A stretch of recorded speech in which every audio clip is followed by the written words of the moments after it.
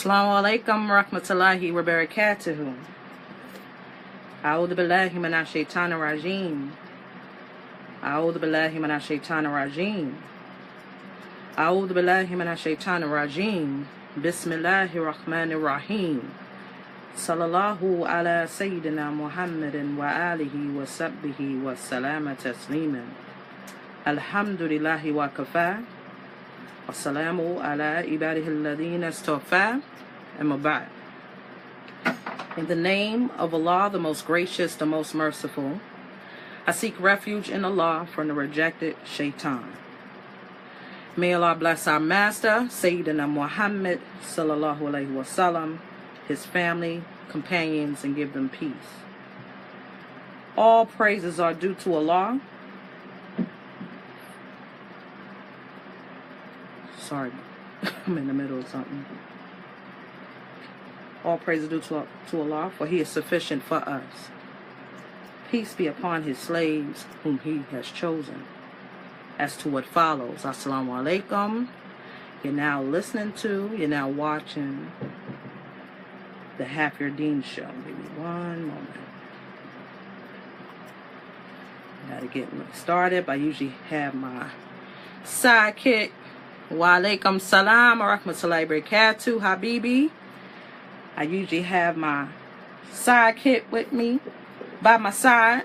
Well, he's with me, not in presence, but in spirit, mashallah.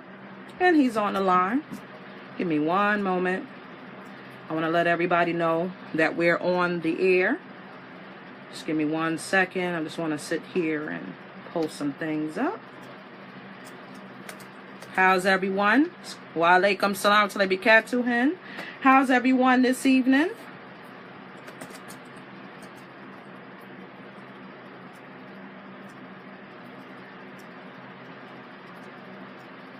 Okay, give me some more. How's everyone this evening? Just waiting for people to call in. Mashallah. Give me one moment. I want to share this in a few places. Let's see.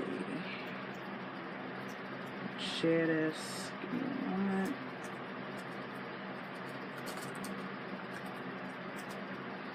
Alhamdulillah.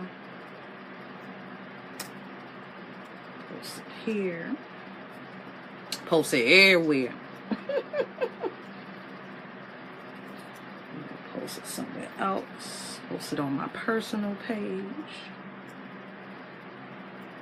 One moment. Wa alaikum salam wa barakatuh. Sister Fatima, thanks for joining us this evening. Alhamdulillah, I just need your patience. I want to share this video rather, in different spots. One moment.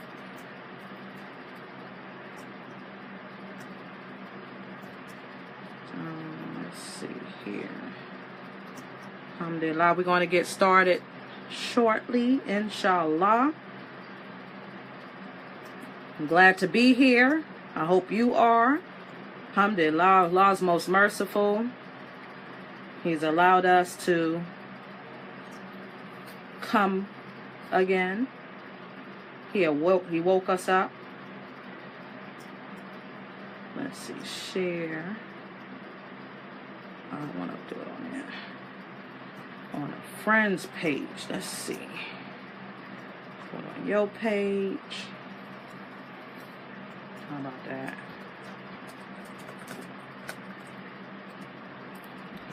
Y'all gotta forgive me. My partner usually do all of this little announcements and things. And my battery's about to die. Can you plug this up?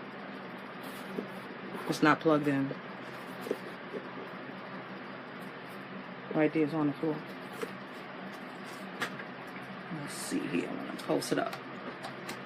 Put it on my page. I don't know what it's doing. I don't know. I can't tell. Hold on. It got a little lightning. It's good? Okay, alhamdulillah. All right, share it on my page.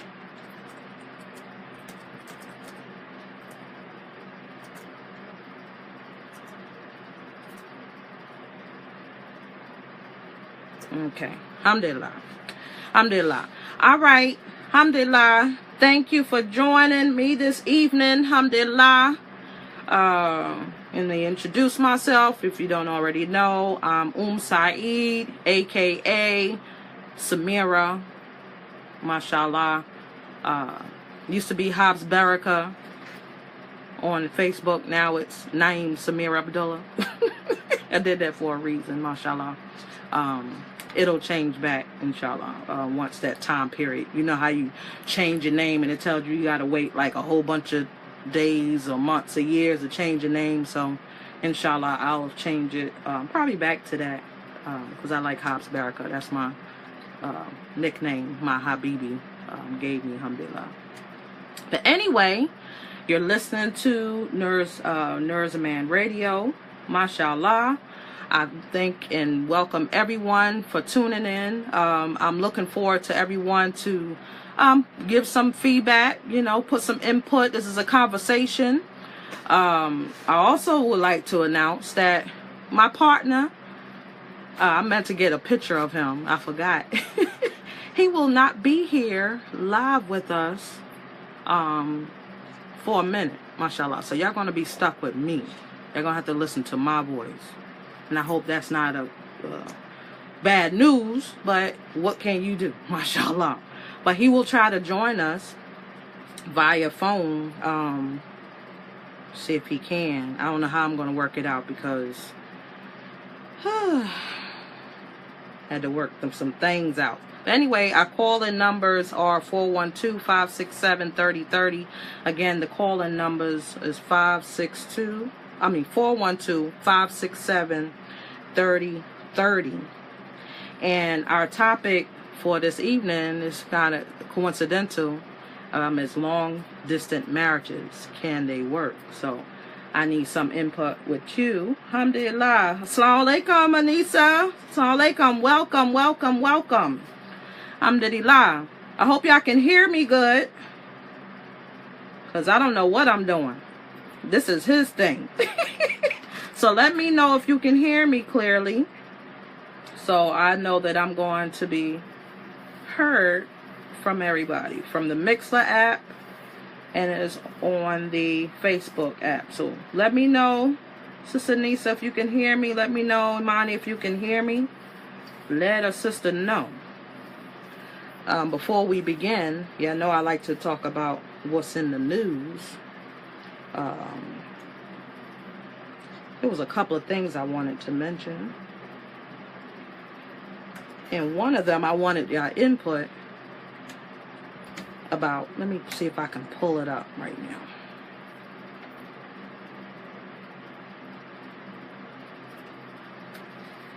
Alhamdulillah. He shared my purse. Alhamdulillah.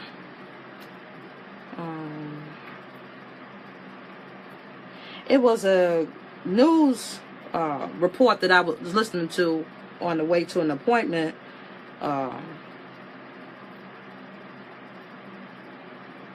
I heard, alhamdulillah, thank you for telling me, thank you for letting me know, Imani. Alhamdulillah, thank you, mashallah. I'm glad you can hear me. There was a news report, and I kind of had some conflicting feelings about it, and I would like to hear from you guys. There was a bill that was passed in the Senate, and it's for the funding of the right to try drug bills. Did y'all hear about that? It was just passed, I think, about 4 days ago. Let me read a little bit into it. Almost full. Okay, it's talking about the storage is almost full. I don't care about the, huh? Okay, alhamdulillah. Anyway, so this bill, let me read it to y'all. It was a 94-1 vote, came just hours after the Senate passed a separate bill expanding access to experimental treatments for people with terminal illnesses. And this bill the Right to Try Act, that's what it's called, will now go to the House, where more than 36 lawmakers have endorsed similar legislation. So basically, with this bill, doctors will be able to offer drugs that have not passed the trials. Like, usually drugs supposed to go through different phases of trials of testing and seeing if it's good. Now they're not even waiting for that. So if there's a drug that's available to a patient, a terminal patient, they have access to that. Like, their doctor will be able to use those drugs on them. So I wanted to ask y'all what y'all think about it. If a person is terminally ill and there's a drug that can mess them up, is it worth it? Is it worth them taking that drugs? And it's not going to necessarily extend their life. It may make the symptoms of what they have better, but they're terminal. So that means they're about to, they're about to go. So what's your thoughts about this? Because this means the market for these drugs that are usually tested. This is dealing with human testing. What do y'all think about the drugs being accessible to these terminally ill patients? Should there be some kind of like limit to that? Should it be some kind of condition put to that? I'm kind of conflicted with that, because these drugs can really mess them up. So it can make their symptoms worse than what they already are. What you got to say about that? Would you take? I think that should be accepted.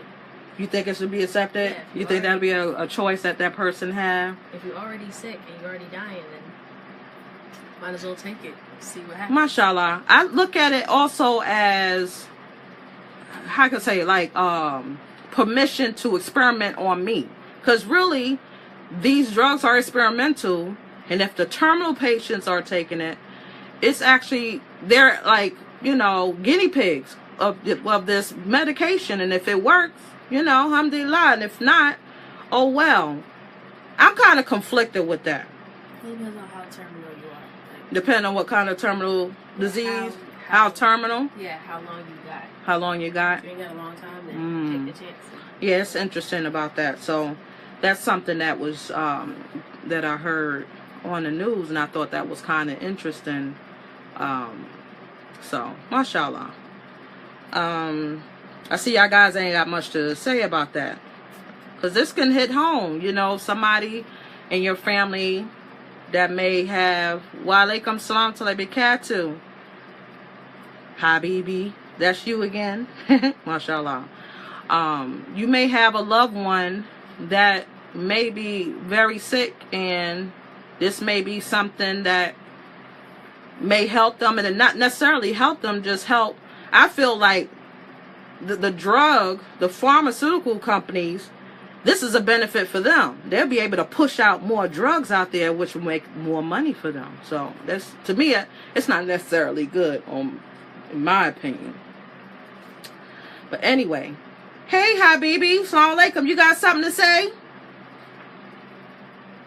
I don't want to be talking by myself. I'm trying to get the audience to interact with me. Network no good.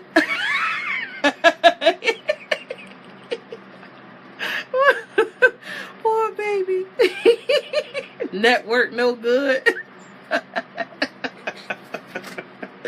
Mashallah. Oh, mashallah.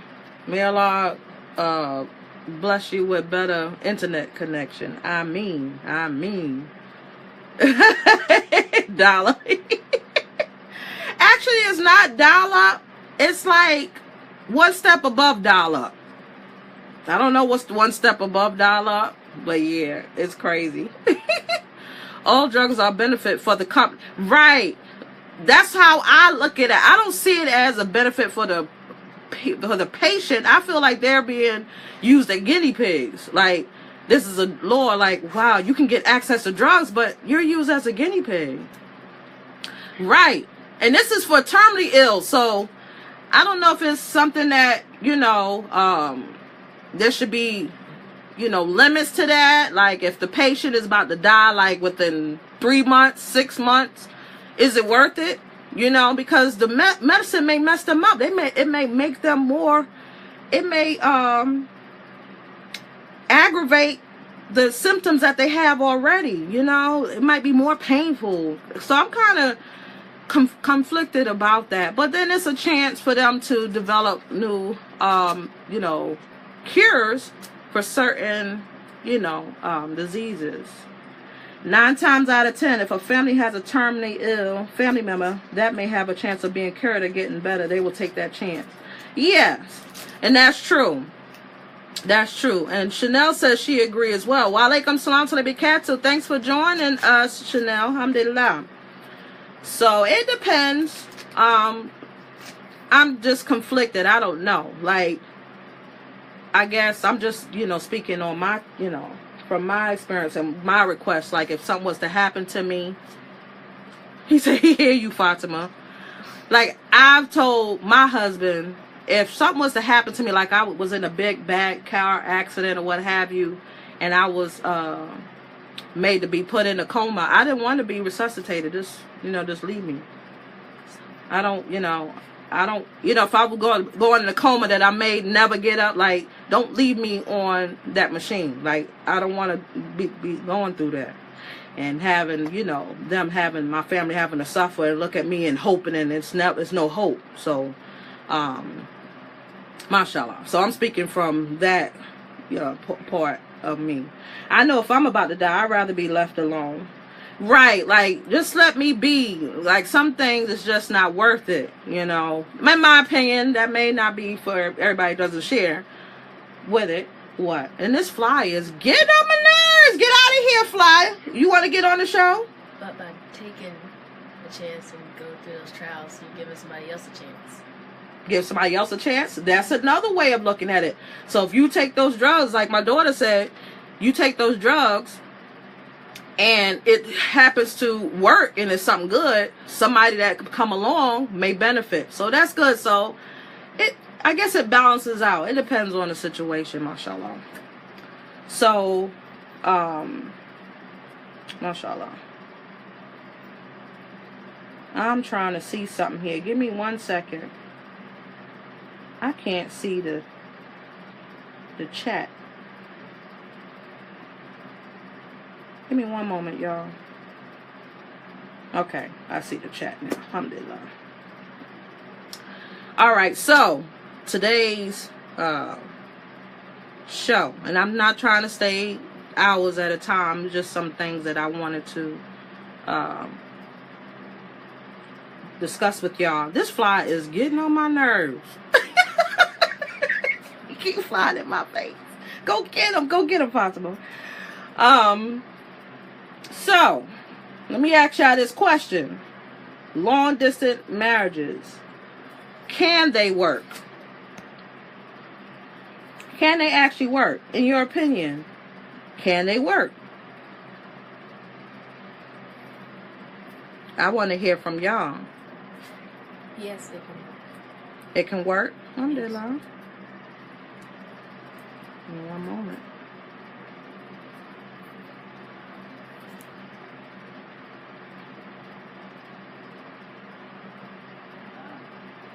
Okay. I hear echo really bad. Oh, wait a minute. Is that better? Let me know if that's better, because I did something and that's probably why there was an echo.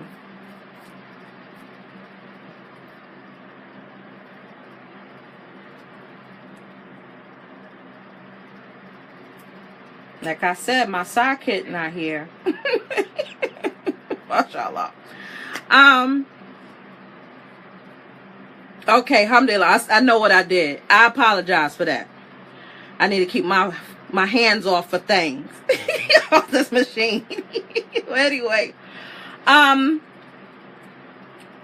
believe that long distance marriages can work. I don't see it any different than when you are right there with your spouse. Because to be honest, y'all can be together and be so far apart. Like y'all don't have nothing in common. Y'all don't even want to be around each other. You make excuse trying to get away from them or get busy. So regardless of the distance, whether, you know, the ocean, you know, is between y'all or even a wall in your house, it could work. It depends on the work that you put into it. Mashallah. So I wanted to not just look at what makes it not work, but what can you do to make it work? Because sometimes you may not have the option, or you rather marry somebody that doesn't live in your country. You might want to marry someone out of the States if you're here in America and you want to marry somebody out there. So you may opt that instead of marrying somebody close by. And somebody may say, well, why would you go through all that? Well, depending on what they keep running into here. They may feel like they can do better outside of here. That's their prerogative. But we also have to keep in mind that if you decide to be in a marriage like that, separated like that, there are certain things that you want to implement so it won't be so bad. You know, if you love that person, you should love your husband or love your wife. You love that person. You want to make it as smooth. You want to make it as peaceful. You want to make it a situation where you can't wait to see them. And you're cool that in the meantime, I know I'm not going to see them, so I'm going to do what I need to do until the next time I see them. So it's not like a burden. And one of those things, and there's a couple of things I want to mention that we can do. Like now, I got a long distance marriage right now. My husband is way in Africa. Way across the Atlantic Ocean. I can't just wake up next to him now, you know, but we keep in contact. We talk every day. So that's one of the things you have to do. You should talk every day. Don't get MIA. Don't think, well, I'm going to not speak to him, or I'm not going to speak to her because I don't want to miss her or miss him that much. No, that's the time that you should speak to them, because you don't want any breaks. That's that Shaitan want to have a pause. He want that break so he can come in there. So if y'all talking, you let that person know, I love you, I'm thinking about you while I'm doing what I'm doing here, while you doing what you're doing here, there. And so you have this harmonious connection, like, oh, they're thinking about me. They didn't forget about me. So keep in contact. Speak every day. You ain't got to talk all day long. And that's the next point. When you do speak to your spouse, make sure it's a time that's convenient for both of y'all. Don't pick a time where, oh, I gotta go. I got some things. No. Pick a time that y'all know y'all won't be interrupted. If you can. Like, try to learn each other's schedule. So that would require y'all to communicate. So you know, okay, around Fajr, you know, that's the best time that we can talk. You know, I'm kind of flexible, you know, with my spouse when we talk. We can talk anytime. You know, it's not, you know, it's not that deep. But for some people, it may be that deep. Y'all may have, you know, numerous hours between y'all. You might be 8 hours, you know, ahead. He may be 8 hours ahead. And so you got to calculate, okay, see, about time it's Maghrib. You know, we be looking at time, you know, according to the Salat. That's how I look at it. Well, it'll be Maghrib there. Then it's just going to be, you know, approaching Dhuhr, where I'm at. You know what I mean? Like, you know, so with your spouse, what that mean? What you saying, Habibi? Network no good.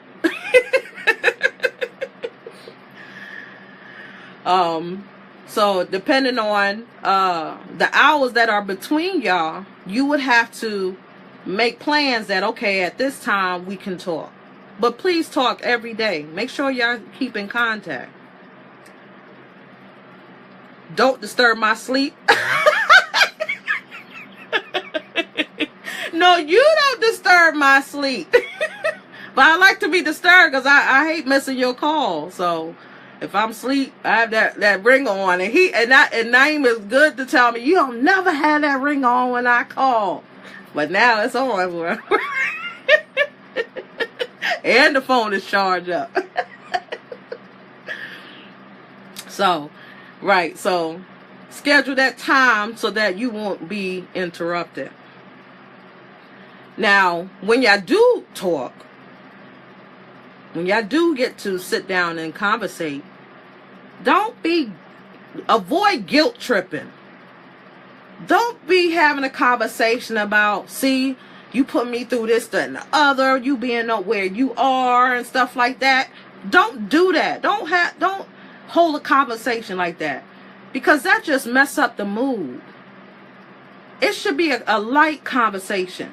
And if it can't be light, maybe there's some business, household business that y'all have to discuss. But don't be guilt tripping and like, you know what, see, that's why, I can't do what I'm doing because blah, blah, blah, blah, blah. I got to sit here and wait for your call. And no, don't have conversations like that. Keep it light. Like I said, that Shaitan wants you to argue. Yes, I was about to say the same thing about sleep. Nah, I don't even have, my sleep is light because I be listening for that phone call. But anyway, so, keep the conversation light. Now, we're talking about long distance. How about people that's like close together? Your conversation should not be guilt tripping and stuff like, Dad, you work all day, I don't get to see you. That's putting food on the table. That's taking care of your bills and your light bill and your water bill and your electric bill and your phone bill. And you sitting up there guilt tripping, making a person feel bad. Whether it's the wife or the husband that's working. It shouldn't have, that conversation should be happening.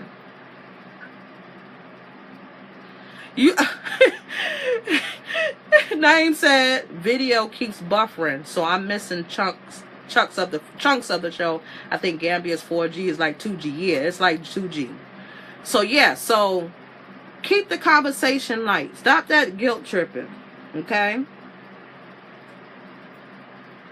And when you start to forget, because we do forget, we're forgetful human beings, you need to remember why y'all in this situation in the first place. Why y'all felt that he needed to go far away or she needed to go far away. Remember, it was to make your family situation better. There's some sacrifices that you need to make. It's not the same for everybody. Some people may feel like they don't want to go through that. It's not for everybody. But some people feel, I need to make this move so that my family situation will be straight. I need to make some move. And if I don't make this move, this is our situation going to be strained. It's not going to be good for us. So you have to look at your individual situation, your marriage, not anybody else, your marriage, and see what works for it. It's easy to look from the outside in and determine and make a judgment call about how they should handle their marriage. Like we had the show before. It's a lot of things you don't see, you don't see. It's a lot of stuff that's going on in the background that you don't see. And why things are done the way they are done. Because usually these people have goals and aspirations. They already discuss what it is that they're trying to do, what kind of goals they're trying to reach, what aspirations that they have. They already had this discussion. So everything that you see from the outside looking in may look kind of strange and like, why are they doing that or what have you? Because they got a plan. And you got to ask yourself, do you have a plan? In anything, any marriage, do you have a plan? Where do you see your family going? Where do you see your spouse and yourself going? And how do you see yourselves down the line? you know, by the time you're a certain age. What do you see yourself doing? We don't look that far. We just in the now. We got to get out the now. We got to prepare the now for the later. So you have to remember, why are you doing this? Why are we taking this chance? Why are we sacrificing? You know, so everybody's situation is different. Like I was looking at a story. It was actually somebody was asking money for this brother. But he happened to have his family with him. But it was just interesting, the decisions that we make. He's in Saudi. He was working as an English teacher, I believe. And he got sick. And so him not being able to work, they got behind on their bills, they rent. And the Saudi government imprisoned him. I don't understand that. That's another story. But they imprisoned him, and he's sick. And I'm like, you know, this is a Muslim country, and that's another story. But his decision to move there with his family was a decision for that family. And I'm sure there's a reason why that they did that. I can't make a judgment call from the outside in. Not his decision for going there, but how the government is treating them. I don't agree with it. I may be wrong, but I don't agree with that. The brother's sick. He can't take care of his family. You know, where's the mercy? But anyway, I see Hasina said something. Let me see. Let me go here. Give me one moment. Try to see my comments. Wa alaikum salam to Katu says, I know firsthand that long distance marriages work. It makes the bond stronger, and you can get that valuable me time. Communication is key. Exactly. We grind on 2 different continents and make it beneficial. The reunion is always oh so good. Alhamdulillah Rabbil Alameen. Mashallah. See, for you, it's not a burden. It's like, it makes us stronger, our bond stronger. Like I was saying, you could be right next to the person and be miserable as heck. Like, you're right there, like, I'm tired of looking at him. Like, I wish he'd go somewhere. I wish I was somewhere else or with somebody else. Like, you be thinking like that. And then it'd be the opposite. I'm not like that, but I'll be the opposite. But then you have people that are not right there, and it just make it that much better. It's like, you know, it's like an event that you are waiting. Like, I can't wait to see that person. Yeah, we're gonna do this and that, and it just make it just give it that So I feel you, sister. Alhamdulillah. I guess I have to listen on Mixer because the video keeps buffering and freezing from Gambia. Oh, I apologize. You can type. So, give me some input, brother. Mashallah. So, yeah. So you would have to remind yourself. And Imam Naeem says, wa alaikum salam to barakatuh. I think I'm on Gambia Wi-Fi too. I'm missing stuff too. Uh-oh. Oh, subhanallah. I'm sorry about that. Mashallah. So, when you do hook up, and Hasina has mentioned that, the reunion is like, wow. When y'all get together, don't be boring, boring. Do something special. If you have kids, make arrangement for someone to watch the kids. At least have one day to yourself, one night to yourself. And make up for that time that y'all missed each other. You know, you can't make up for it in one time, but whatever you can get it. I believe long distance works. It creates a space to build communication, anticipation, and emotional bond. Exactly, that anticipation.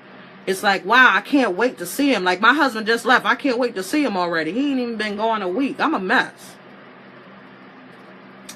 That's okay. I'm a mess. So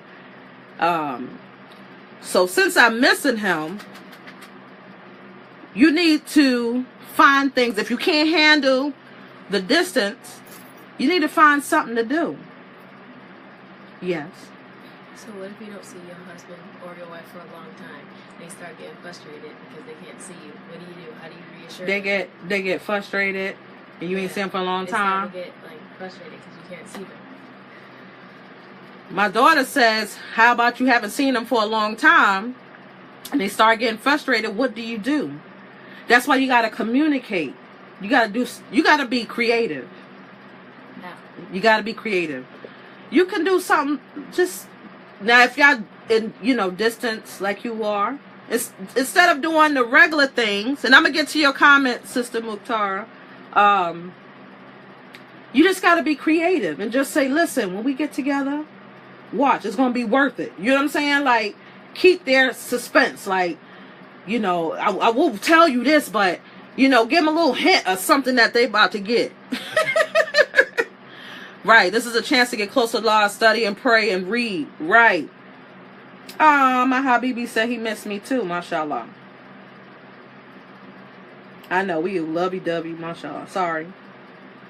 Let me see here. I'm trying to see. Treat it like y'all intended. That's anticipation. Yep. Alhamdulillah. Mukhtar says, Assalamu alaikum. Wa alaikum salam. It works only if you make it work. It really isn't easy, and I did it for 3 years, and it requires patience and communication. Alhamdulillah. Been calling me right now. Oh, mashallah. Huh? It's not disturbing the show. No, it's not disturbing. This came down, mashallah. I can't see the rest of your comments, sis. I can't. It does take patience. SubhanAllah. It does take a lot of patience. But you know what reels me? Like, if I was in a situation like that, and if I was put in a situation that I had to wait that long, I psych myself out. I'm like, it ain't nothing out here. It's nothing out here to replace what I got. Like, it's not even worth it. That's what keep me grounded. Because there's stuff out there that I don't even want to get into. SubhanAllah. Let me go back to here. Hold on. So, make the best of that time when y'all get together. Be creative. And so when y'all, part again, you've left an imprint of a memory. Keep memories, and that'll be something to rehash later. Like, remember we did such and such and such when we came and we was, missing each other. Like, that'll be a conversation piece. Sometimes we don't have nothing to say, but that'll be something to talk about.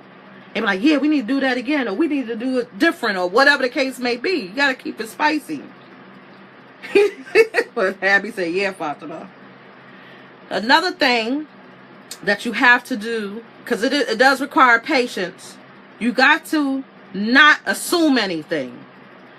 It's very tricky when you communicating on the phone or via text or email. And certain things may come across a certain way, and you're like, wait a minute.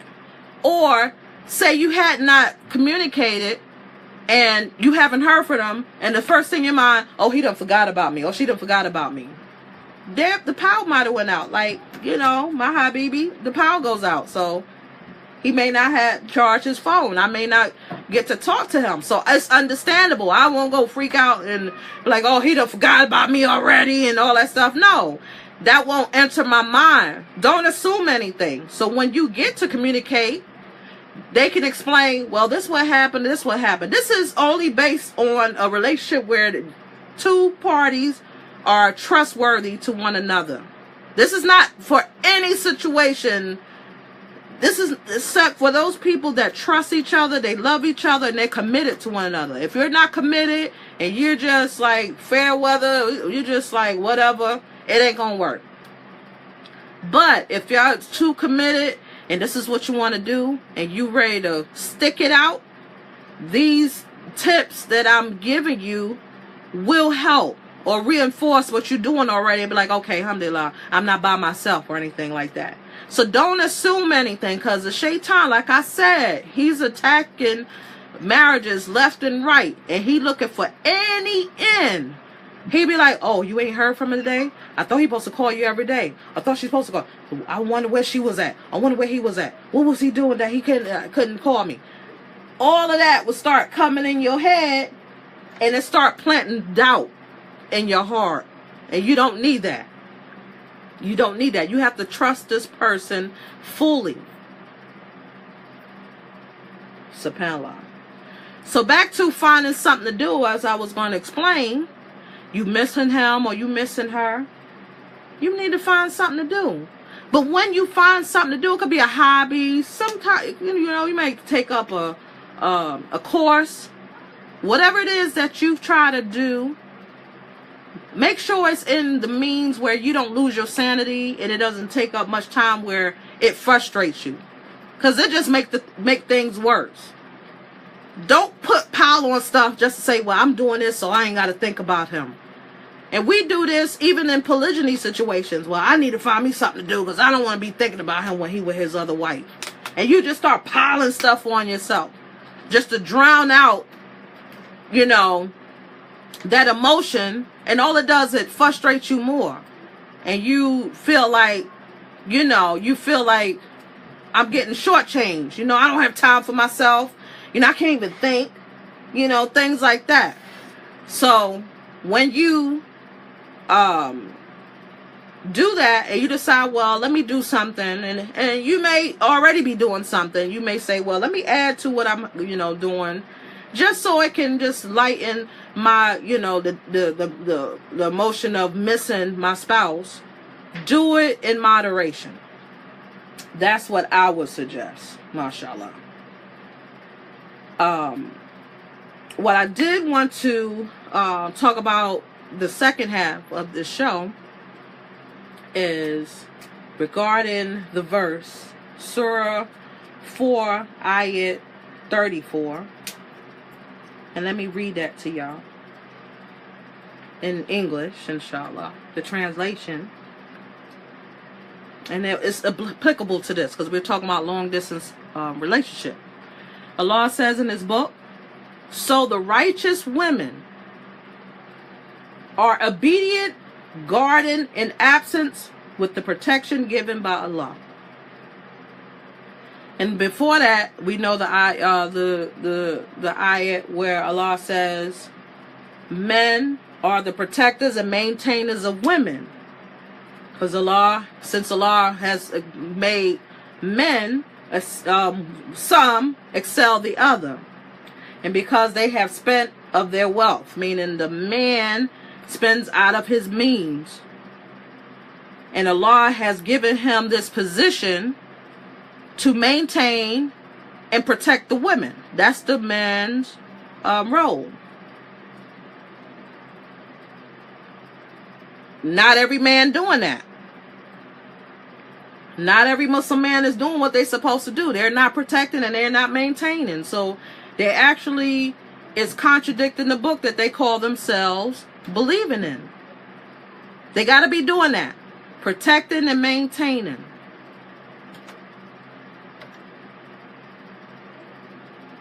And so Allah continues on to say, so the righteous women, well, before I go into that, in this verse, Allah talks about the bad women and the good women. The good wives and the bad wives in this verse. He talks about the good wives and the bad wives in this verse. And what makes you a good wife, according to this verse? We're going to get into that. What makes a good wife is that she accepts the fact that she has to obey her husband. That's one. She accepts the fact that she has to obey her husband. As long as he's telling her that is good. It is a condition. That is good. She obeys him in that good. So he can't say, well, I want you to go smoke a blunt with me or whatever. She could say no. She should say no. Or I want you to, let's go hang out and party. She could say no.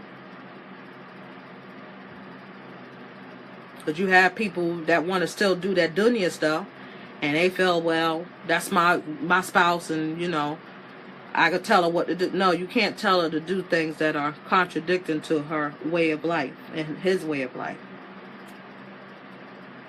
So that good wife, a characteristic of this good wife is that she accepts that. Allah says He's the maintainer and protectors of the women. She accepts that. That makes her a righteous woman. That's one of the characteristics.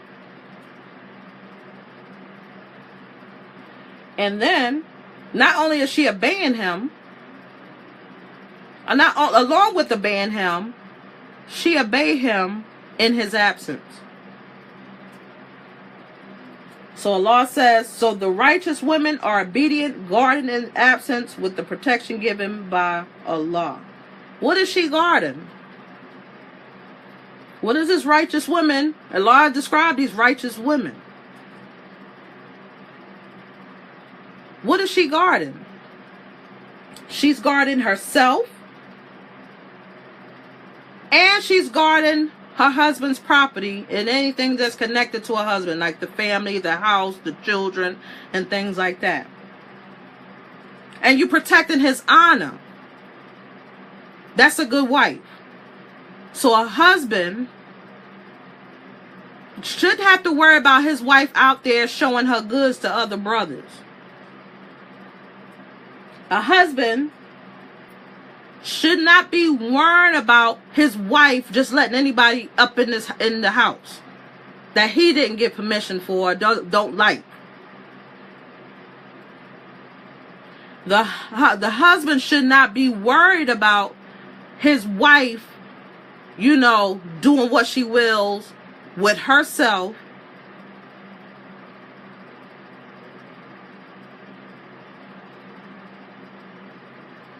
You know, doing whatever she will with herself when he's not there. Well, she don't want to wear her hijab the way she normally would if he was there.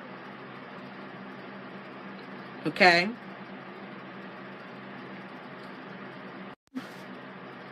This is stuff that she has to keep in mind in his absence. And this is something that Allah stated, guarded in his absence. So in his absence, you should be acting a certain way and carrying yourself a certain way. This what makes you a good wife, a righteous wife. And it should be the goal of every Muslimah that is married to be a righteous wife.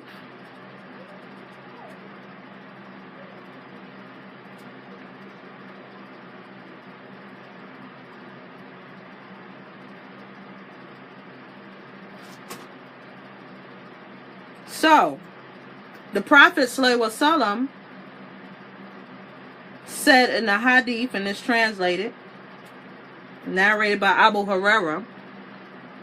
Oh, before I get into that, let's see. Naeem said, let's see. Give me one moment.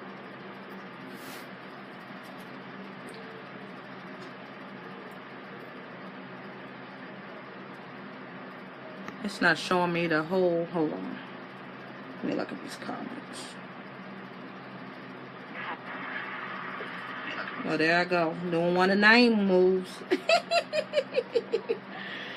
Naeem said, we also forget that not so long ago, before high-speed transportation, when a spouse went on a journey that could mean days, weeks, or years apart for a couple who lived together, and many times this also meant no communication. So yeah, so sometimes there wasn't any communication. But then that goes back to who did you marry? What type of spouse did you entrust your honor and your children? You know, those things. That comes into play. If you marry someone with deen, then it's understandable that if I have to leave and have to travel, I know when I get back, I ain't got to worry about nothing. That she kept the goods on lock for me. That she took care of the household. Made sure the children was taken care of. I ain't got to worry about that because I married a woman with deen. And we got to remember that.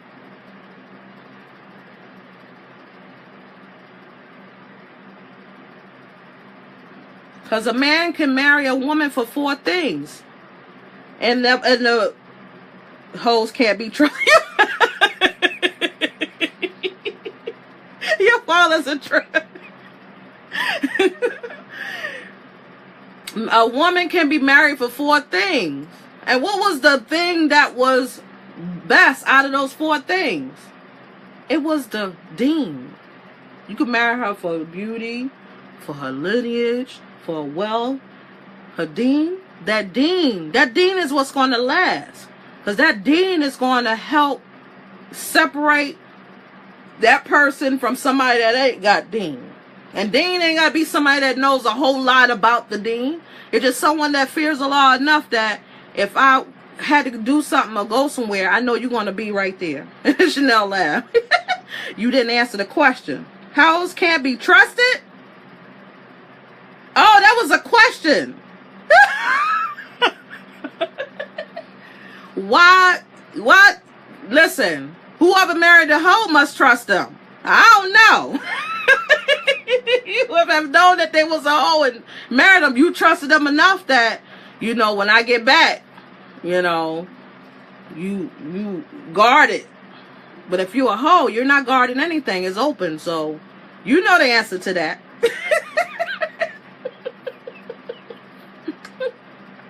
What's your Dalil? Listen. Like I said, a woman is married for 4 things. That hoe may got deen. I don't know all those pets, but how much deen it is if you a hoe? So you a mess. You a mess. Who would marry a hoe? Well, they say, you know, they say you can't turn a hoe into a housewife. Everybody got potential. Everybody got a chance. You could be a hoe, a crackhead, a drunkhead, a drug head, all types of head, chicken head. And if Allah wanted to turn your life around, you took Islam, He can turn you around. So it depends. It depends, mashallah. But I'm just saying, if you going on a long journey and you know who you married, you should know what to expect. So being that the brother or whoever is traveling, their du'as is accepted. So he makes strong du'as, he traveling. Y'all make my whole, not a hoe. I mean, there's a lot of brothers married to hoes. They need love too. Well, like I said, if he's traveling, make that du'as. Because Allah accept the du'as of the traveler. There's somebody for everybody, right? There's somebody for everybody.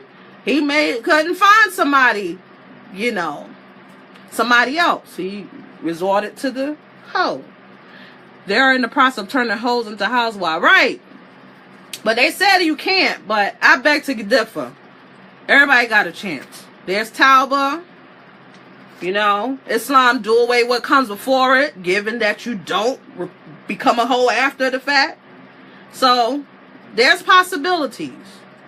But we talking about the current hoe, right? The person that's actually hoeing. So that means she's not exclusive to her husband if she's a hoe. So there's a problem. There's a problem right there. You a mess, anyway. So, as a wife, Allah describes this righteous wife that she has to guard her private part. That it don't necessarily mean that she allows somebody to enter just looking. She allows somebody to look at her. You're not guarding, sister. You wearing an extra tight garment with your butt out, your cake out, and your husband not around because you want people to see what your husband is getting. That's not guarding, sister. You got to guard. You got to put a fortress around yourself. And some of us have some whole mentalities. We want people we got this, some of us got some stuff, and I say some of us, and I ain't talking about me. I'm just saying in general. We got this thing in us that we got to show ourselves, and that whole mentality, we got a glitch, that whole glitch. So when the husband not around, you want to put, certain kind of bias on, and like I said, it be tight, or anything, just some extra perfume on, because you want people to, get a whiff. And that's not good. That's not guarding. It's not guarding. So we should strive to be that righteous wife. I'm talking about the ones that are married. And the ones that are not married know that this is what is expected of you in the absence of your husband. The word chase in Arabic also means fortress. MashaAllah. So, as a single sister, you say, well, I'm not married. I ain't got to worry about that. You still got to guard. You got to guard even more because you're not married. Because you're easy prey. You single, you're not bound to anything. And the slick tongue brother be like, yo, sister, I've been checking you out. Maybe we can, hang out sometime. No talk of wali, no talk of marriage. Just promises. That's not enough, brother. Get out my face with that. And as a married woman, if your husband is not around, you watch out for those brothers that he normally with. See if they try to step to you while he's absent. Because if I find something out like that, I'm telling. I will tell my husband, guess what? That brother looked at me the wrong way or said the wrong thing to me. You need to check him. And that's what we should do. That's guarding. You don't keep it to yourself. Well, I don't want to say anything because I don't want to start no trouble. No, that's when you should say something because you're not guarding in his absence. You don't allow no kind of trespassing in such a way at all. I'm telling, I'm snitching. I ain't gonna dry snitch, I'm snitching. Okay? And that's how you guard. But some of these brothers will try. Yes, they will, but they're gonna try the wrong one. Me, I'm the wrong one. I don't play that. I don't play that. I will sell. I'm like, you know what? That brother XYZ. Now, I know certain things people will be exaggerating. I can pick up a flirt. I can pick up some stuff that ain't right, ain't kosher, something ain't right. I can pick that up. But at the same time, you have to guard yourself and not open that door. Like I said, wearing that booty abaya. I'm calling it a booty abaya. Booty breast abaya. And it's not even an abaya. I don't know what that is. It's a catsuit, really. So, we have a responsibility as well. So, like I said, I'm not holding y'all up long this evening, mashallah. Like I said, your brother will not be joining us physically, but as you see, he's in the comments. Inshallah. Oh, I know that's right, sis. We'll be back next week. Same time. Same station. It be your so-called friends too. It be especially the so-called friends. Especially those ones. And it's always, in some situation, some kind of adulterated situation, there's always somebody close to you. And that's so sad. It's sad. They be the one that molests the most. The ones that's close to you. The one that violates your trust the most. Trying to get at your woman or the sister trying to get at your man. It be those close people in close proximity because they just been sitting there with their fork and spoon. And it is there when I get the chance. When I get that opportunity. I'm on that. You got to watch out. It be a fox in sheep's clothing. You look innocent.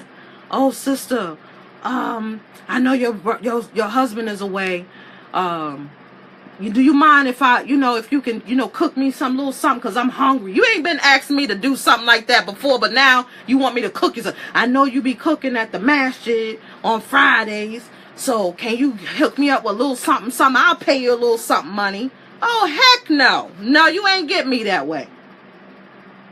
I know I'm putting out there some crazy scenarios, but people are crazy like that. They ain't got no honor. There's no honor among thieves. You gotta stop. There's no honor. And don't let the husband that's away jacked up. Then that's really those people that be coming at you. Because they're like, oh, I know he's jacked up. So I'm going to get at his wife because he ain't right. Because he be doing that to the other sisters. It be that type of party. SubhanAllah. So, got to be on guard. And the law specified the good woman, wife, and the bad wife. I don't want to go into the bad wife. I want to show what the good wife look like. To give us some ammunition. Not ammunition. Just something to take home. To process. To internalize. Because we always looking at the negative, the negative, the negative. Allah says this what all you got to do is guard in his absence. Yourself, keep chaste. Don't let nobody in. Don't let nobody come in close proximity to you. And in regards to your husband's property and his children, his house, take care of it. That's all you got to do. Abdul Caboose. Abdul. Right? Can't wait to hook up. Like, yeah, I know that's his wife, but I want a piece of that too. Oh!